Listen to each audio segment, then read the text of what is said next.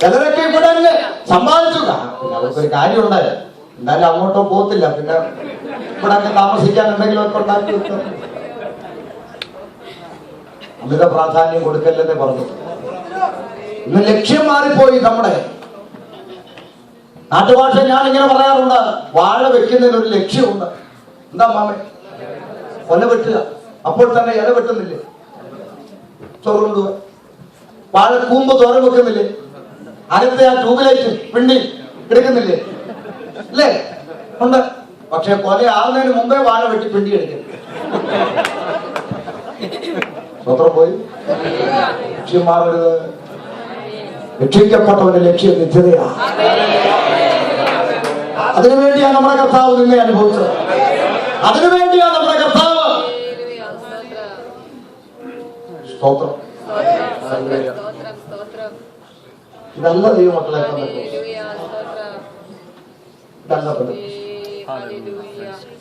എനിക്ക് വളരെ സങ്കടമാണ്. സ്തോത്രം. രാത്രി ഒരു മടങ്ങി വരവ്. കൊച്ചന്മാരുടെ കാലത്തെ ഉപവാസ പ്രാർത്ഥനയുടെ ഉണർവെന്ന് പറഞ്ഞാൽ വചനപ്രസംഗം കേട്ട് ജനം മുട്ടുന്നേ നിന്നുകൊണ്ട് നിലവിളിക്കുന്ന അനുഭവം. ലക്ഷ്യം മാറിപ്പോയി. നമ്മൾ മടങ്ങി വരാം. അതൊക്കെ നിത്യതയ്ക്ക് വേണ്ടി കർത്താവിന് സ്വീകരിപ്പാൻ ഇടയായി. എന്തുകൊണ്ടാണ് ഷമീർ ഈ ബൈബിൾ പ്രസംഗിക്കുന്നത്? പറയാം. ഈ വിശുദ്ധ വേദപുസ്തകം സാക്ഷാൽ ദൈവത്തിന്റെ വചനമാണെന്നും ഈ പുസ്തകം ഒരു പ്രവചന ഗ്രന്ഥമാണെന്നുമുള്ള തിരിച്ചറിവ് ഈ പുസ്തകം ചുമക്കുവാൻ എന്നെ പ്രേരിപ്പിക്കുന്നു. പ്രവചന ഗ്രന്ഥം എന്ന് പറഞ്ഞാൽ വരാൻ വിഷയത്തിലുണ്ട്. ഈ ലോകം എങ്ങനെ ഉണ്ടായെന്നും ഉണ്ടായ കാലം മുതൽ ലോകത്തിൽ എന്തൊക്കെ സംഭവിച്ചെന്നും ഈ 2015 കമ്പ്യൂട്ടർ യുഗത്തിൽ എന്ത് സംഭവിച്ചുകൊണ്ടിരിക്കുന്നെന്നും നാളെ ഈ കാണുന്ന ഉലകത്തിന് എന്ത് സംഭവിക്കുമെന്നും വ്യക്തമായി പ്രവചിക്കപ്പെട്ട ഒരു ഗ്രന്ഥം ഉലക ചരിത്രത്തിലുണ്ടെങ്കിൽ അതാണ് രാത്രിയിൽ ഷമീർ പ്രസംഗിക്കുന്ന വിശുദ്ധ വേദപുസ്തകമാകുന്ന ബൈബിൾ. ആദ്യം ദൈവം ആകാശം ഭൂമി സൃഷ്ടിച്ചു. ചരാചരങ്ങൾ ഇടജാതി മൃഗജാതി കന്നുകാലി പറവജാതി നാൽക്കാലി അനന്തരം മനുഷ്യനെ സൃഷ്ടിച്ചു. ആ മനുഷ്യൻ പാപം ചെയ്ത് ദൈവത്തിൽ നിന്ന് അകന്നു. അവിടെ ആ ചിന്ത തുടങ്ങുന്നു. അവൻ പാപം ചെയ്തു. ഈ ഇടയ്ക്ക് മലബാറിലാണ്, നിലമ്പൂരിലാണോ എന്ന് എനിക്കൊരു ഓർമ്മ. ഞാൻ പ്രസംഗം കഴിച്ച് ഇറങ്ങിയപ്പോ ഒരാൾ വന്നിട്ട് എൻ്റെ അടുത്ത് പറയാ, ഓ എന്നാലും നിങ്ങളുടെ ദൈവം ഭയങ്കരം തന്നെ. ഞാൻ ചോദിച്ചു, എന്താ ഏട്ടാ? ഓ പണ്ടങ്ങാണ്ട് ആന്റി ഒരു ആപ്പിൾ തിന്നാനാ ഇത്രയും വലിയ വിഷയം ഉണ്ടാക്കിയത്. ഞാൻ ചോദിച്ചു, ഏതാ ആന്റി? ഓ ലവ്വാന്ന് പറഞ്ഞ പെണ്ണ് ഒരു ആപ്പിൾ തിന്നു. അവിടെ ഭർത്താവിനോട് സ്നേഹമുള്ള ആയതുകൊണ്ട് ഇച്ചിരി ഭർത്താവിന് കൊടുത്തു. നിങ്ങൾ വളരെ കേട്ടാത്തൊന്നും ലൈലൻഡ് ലോറി പിടിച്ചോണ്ട് വന്ന് ആപ്പിൾ എല്ലാം കൂടെ മാർക്കറ്റിൽ കൊണ്ടുപോയി വിറ്റന്നു. അതിനെത്ര വലിയ പാവമൊന്നും. ഞാനൊരു കഥ പറഞ്ഞു. സ്നേഹിത, ഒരു കഥ പറയാം. എന്താ? 2 കുടുംബക്കാർ തമ്മിൽ അതിര് തർക്കം ഉണ്ടായി. അതിര് തർക്കം, വസ്തു തർക്കം. 2 വീട്ടുകാരും അവൻ അടിയായി. നാട്ടുകാർ പോലീസിനെ വിളിച്ചു. പോലീസ് വന്നു, കൂടെ റവന്യൂ വന്നു. അവരാണല്ലോ വസ്തു വകുപ്പ്. അവര് വന്ന് സമാധാനം പറഞ്ഞു, നടക്കുകയല്ല. എന്നാൽ കോടതി കേസെടുക്കട്ടെ. ആ കേസെടുക്കാൻ പറഞ്ഞു. ആ എന്നാ ശരി, കോടതി വിധി വരുന്നവരെ ഇവിടെ തമ്മിലടിക്കരുത്. ശരി, സമ്മതിച്ചോ? സമ്മതിച്ചു. നിങ്ങൾ സമ്മതിച്ചു. എന്നാ 10,000 2 രൂപ വള്ളിക്കറി മേടിച്ചു. 2 രൂപ വള്ളിക്കറി ആദ്യം മേടിച്ചു. മേടിച്ചോട് വന്ന് കുറ്റി അടിച്ച് വലിച്ചു തിരിച്ചെല്ലാം കെട്ടി വെച്ചിട്ട് പറഞ്ഞു, ഇനി കോടതി വിധി വരുന്നവരെ നിങ്ങൾ തമ്മിലടിക്കരുത്. കേട്ടോ? കേട്ടോ? കേട്ടോ? ആ കേട്ടു. പോലീസ് പോയി, റവന്യൂ പോയി. 5 മിനിറ്റ് കഴിഞ്ഞില്ല. അതിലൊരു വീട്ടിലൊരു ചെറുക്കനുണ്ട്, തല തെറിച്ചവൻ. അവരൊരു പിച്ചാത്തി എടുത്തോണ്ട് ഇറങ്ങി. അവന്മാരുടെ ഒരു കയറ് എല്ലാം മുറിച്ചാൻ കളഞ്ഞു. ഇതറിഞ്ഞ പോലീസ് വണ്ടി കാണാൻ തിരിച്ചു വന്നു. ആരാ കയറ് മുറിച്ചത്? ഉണ്ടല്ലോ അവനെ. വരാൻ പറഞ്ഞ ചെവിക്കല്ലൊരു അടിയും കൊടുത്തിട്ട് കേരള ജീപ്പിലെന്ന് പറഞ്ഞെടുത്ത് അങ്ങോട്ട് ഇട്ടു. ഇത് കണ്ടുകൊണ്ട് മുറുക്കിക്കൊണ്ടിരിക്കുന്ന ഒരു അമ്മച്ചി പറഞ്ഞ ഡയലോഗ് കേൾക്കണേ. അമ്മച്ചി പറയാ, അയ്യോ എന്തരടി ആ കൊച്ചിനിട്ട് ഇടിക്കുന്നത്? 2 രൂപയുടെ കയറ് മുറിച്ച് ഇങ്ങനെ ഇട്ടിരിക്കുന്നു. ഏതാണ്ട് മഹാഭാവം ചെയ്യണോ? മഹാഭാവം ചെയ്ത പോലെ അവിടെ 10,000 തൂങ്ങി കിടക്കുന്ന കയറ്. ഞാൻ വേണം 2 രൂപ 10 രൂപ കുറെ കാര്യം മേടിച്ച് കെട്ടിച്ച് കൊച്ചിനെ അങ്ങോട്ട് വിട്ടെ. കൊച്ചിനെ വിടുവോ? ഒരു വണ്ടി കയറ് ഞാൻ പകരം കൊടുക്കാം. കൊച്ചിനെ വിടുവോ? 2 രൂപയുടെ കയറ് മുറിച്ചനല്ല ഇടി, നിയമം ലംഘിച്ചു. അപ്പോഴും നല്ല പാപം തമ്പുരാൻ അരുതെന്ന് പറഞ്ഞു, മനുഷ്യൻ ചെയ്തു. ഇന്നും ഈ പുസ്തകത്തിൽ അരുത് അരുത് അരുത് എന്ന് പറയുന്നത് മനുഷ്യൻ ചെയ്യുന്നെങ്കിൽ അവൻ പാപത്തിലിരിക്കുന്നു നിശ്ചയം.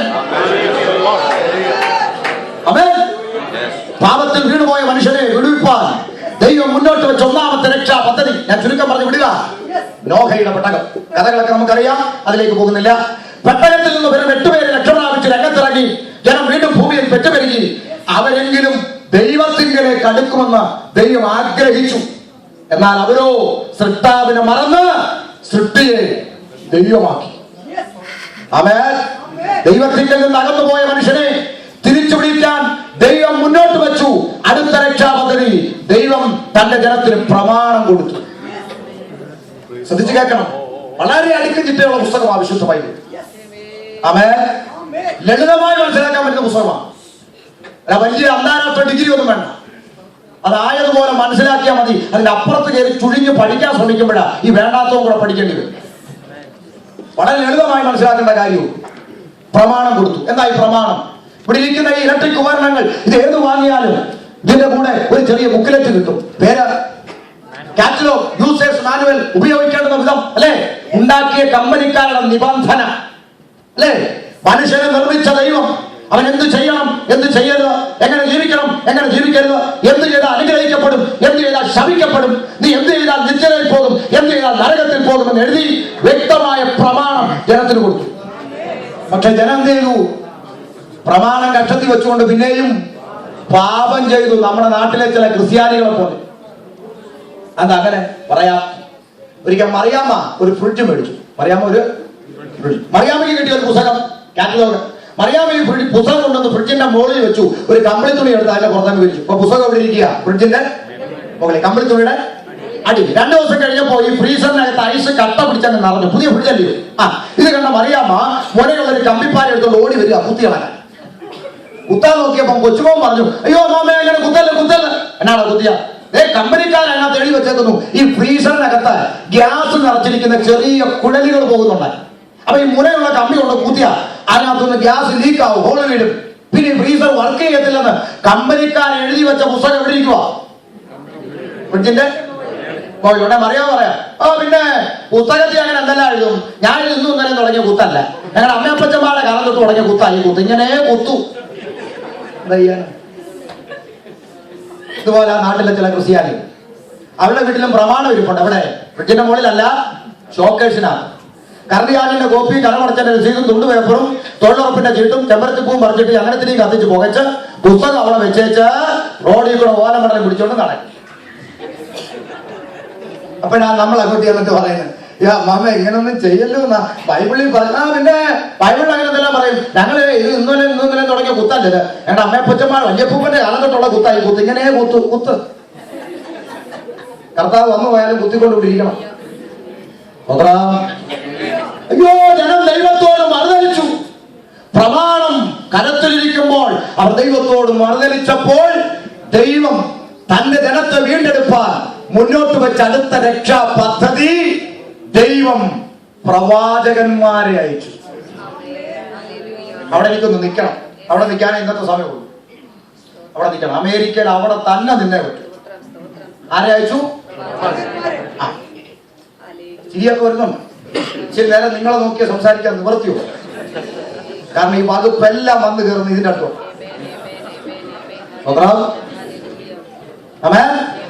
കേൾക്കുന്നുണ്ടോ?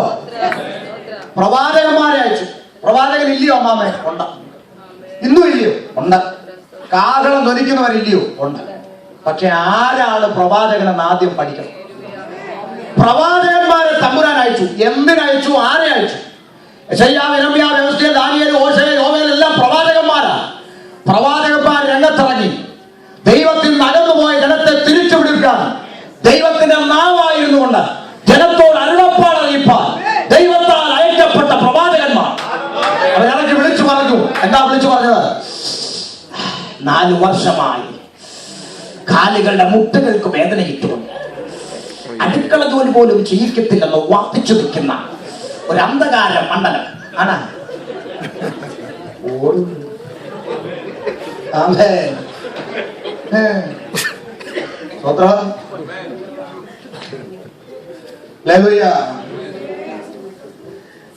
അയ്യോ, ഇതാ പ്രവചനമെന്ന് ആരെങ്ങനെ ആക്കിയെന്ന് എനിക്ക് അറിഞ്ഞൂടാ.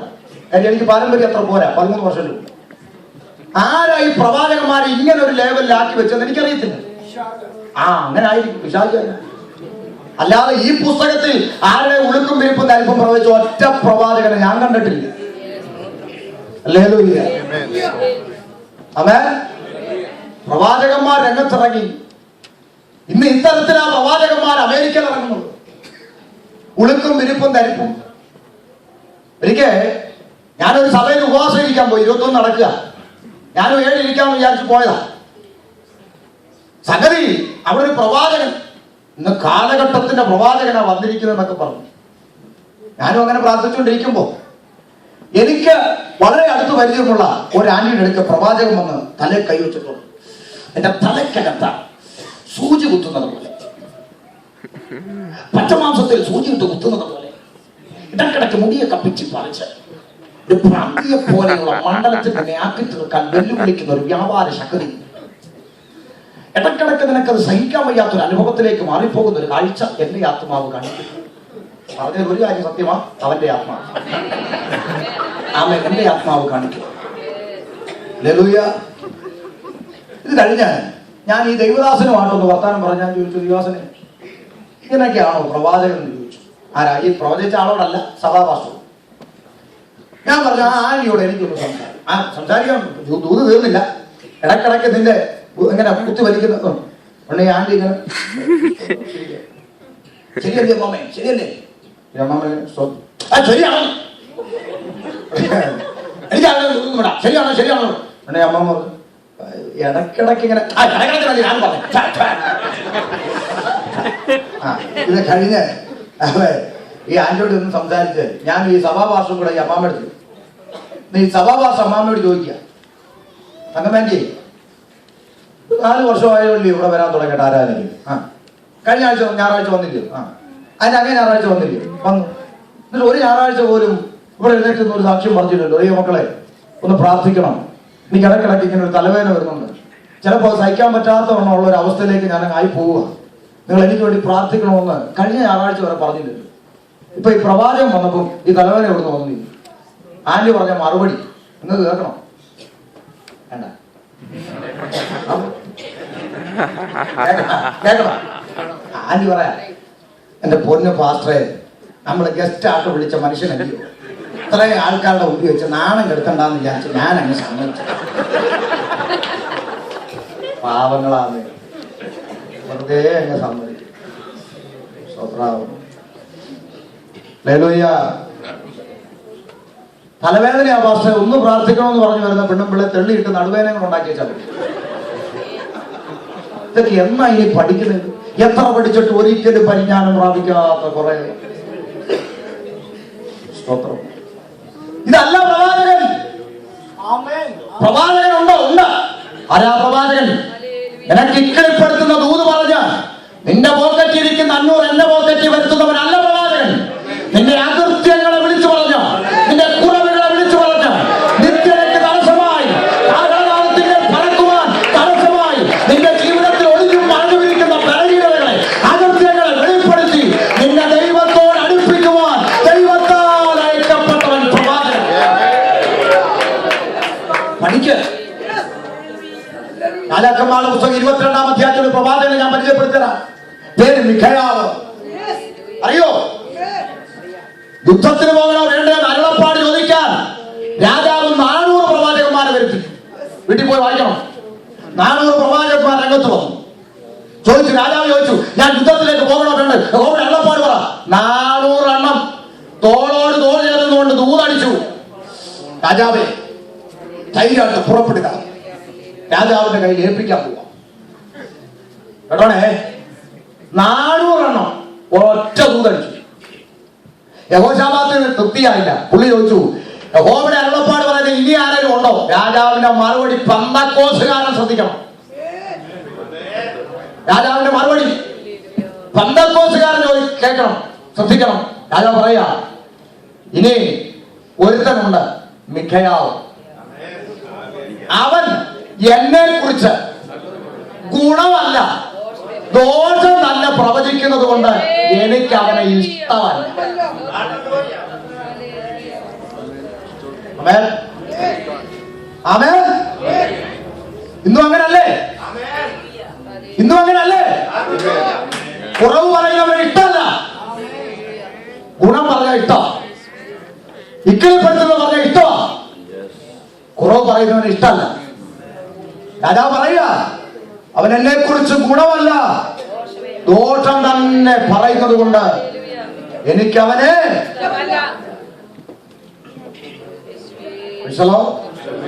ശ്രദ്ധിക്കണം. എങ്കിലും യോശാഫാത്ത് പറഞ്ഞു, സാരയില്ല, എന്തായാലും വിളിപ്പിക്കാം. മിഖയാവിനെ വിളിക്കാൻ ദൂതം പോയി. പുസ്തകത്തിലുള്ളതാ, വായിച്ചു നോക്കണം, വീട്ടിൽ പോയി, സമയമില്ല. മിഖയാവിനെ വിളിക്കാൻ ദൂതം പോയി ദൂതൻ മിഖയാവിനെ വിളിച്ചോണ്ട് വരുന്ന വഴിക്ക് അവന്റെ ചെവിയിൽ ഒരു രഹസ്യം പറഞ്ഞു. എന്നറിയോ? പ്രവാചകന്മാരെല്ലാവരും ഒന്നിനൊന്ന് ചേർത്തടിച്ചു വെച്ചേക്കോ, അതിന് നീ ആയിട്ട് കുഴപ്പമൊന്നും ഉണ്ടാക്കാം. കേട്ടോ? പ്രവാചകൻ വന്നു, രാജാവ് ചോദിച്ചു, ഞാൻ യുദ്ധത്തിന് പോകണോ വേണ്ടയോ? ആമേൻ. പ്രവാചകൻ പറഞ്ഞു, പോക്കോ, തിരിച്ചു വരത്തില്ല. ഇത് കേട്ടപ്പോൾ കനനയുടെ മകനായ സിദെക്കീയാവ് ഓടി വന്ന് അവന്റെ ചെകിട്ടത്തടിച്ചു. അന്നും ഇന്നും സത്യം പറയുന്നവന് ചെകിട്ടത്തടി, പിച്ചുമ്പയും പറയുന്നവന് കിഴിയും കൊടുക്കും. മനസ്സിലായോ? സത്യം പറയുന്നവൻ ഇന്നും ചെകിട്ടത്തടി. ചിന്തിക്കണം, വല്ലപ്പോഴുമെങ്കിലും ഇയാൾ ഇങ്ങനെ കയറി നിന്നുകൊണ്ട് പ്രസംഗിച്ചുകൊണ്ട് ഇയാൾക്ക് എന്തുവാ ഗുണം? വല്ലപ്പോഴുമെങ്കിലും ഒറ്റയ്ക്കിരിക്കുമ്പോൾ ചിന്തിക്കണം, എന്തുവാ ഗുണം? 10 രൂപയുടെ ഗുണമില്ല. ചിലപ്പോ പ്രസംഗിക്കാൻ കയറുമ്പോൾ, ഷമീറോ മുസ്ലിം എന്ന് തോന്നുന്നു, മോൻ്റെ 500 രൂപ കൊടുക്കണമെന്ന് പറഞ്ഞെടുത്ത് പോക്കറ്റ് വെക്കും. പ്രസംഗം പകുതിയാവുമ്പോഴും നല്ലിക്കൊന്ന് അവൻ 5 രൂപ കൊടുക്കുന്നതിന് മാറ്റി ഇല്ല. ഓരോ പ്രസംഗ സ്ഥലത്തുനിന്നും കുറഞ്ഞത് 10 പേരുടെ വിരോധവും സമ്പാദിച്ചുകൊണ്ട് പോകും. എന്തിനു വേണ്ടിയാ? എന്ത് ലാഭമാണ് എനിക്കുള്ളത്? ഒരു ലാഭമില്ല. ഒറ്റ ആഗ്രഹമേ ഉള്ളൂ, എന്റെ മുന്നിലിരിക്കുന്ന നിങ്ങളിൽ ഒരാൾ പോലും കുറെ ആള് നിത്യതയില്ല. അതിനുവേണ്ടി എന്റെ കർത്താവ് മരിച്ചു, അതിനുവേണ്ടി എന്റെ കർത്താവ് പീഡനം അനുഭവിച്ചത്. സത്യം പറയുന്നവനെ ചെകിട്ടത്തടിക്കുന്ന പെന്തക്കോസ്തുകാരാ, നീ നിത്യത പ്രാപിക്കുക. ഒരുപാട് വേദനയുണ്ട്. ആത്മീയ കോളത്തിനകത്തുന്ന മുസ്ലിങ്ങൾ കളിക്കാത്ത കളി ഞാൻ കണ്ടു. ആമേൻ. എനിക്ക് വളരെ സങ്കടമുണ്ട്. ആരെയും വഞ്ചിച്ചിട്ടല്ല, ആരെയും പറ്റിച്ചൊല്ലും ഉണ്ടാക്കിയിട്ടില്ല, ആരോട് ദോഷം പറഞ്ഞിട്ടല്ല അനുഭവിക്കുന്നത്. സത്യം പറഞ്ഞ എന്റെ പേര് പ്രണനാഥ് പോയ വഴിയെ കൊണ്ടിരിക്കുക.